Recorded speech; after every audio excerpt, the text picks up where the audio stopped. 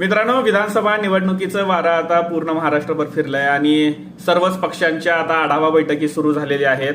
अशामध्येच पुण्यामध्ये भाजपची एक आढावा बैठक झाली. त्यावेळेला राहुल कुल, सुभाष बापू सारखे आमदार वगैरे तिथं उपस्थित होते आणि त्याच आढावा बैठकीमध्ये भाजप पुणे जिल्हा उपाध्यक्ष सुधीर चौधरी यांनी एक मोठं वक्तव्य दिलेलं आहे. म्हणजे महायुतीलाच घरचा आहेर मिळालेला आहे.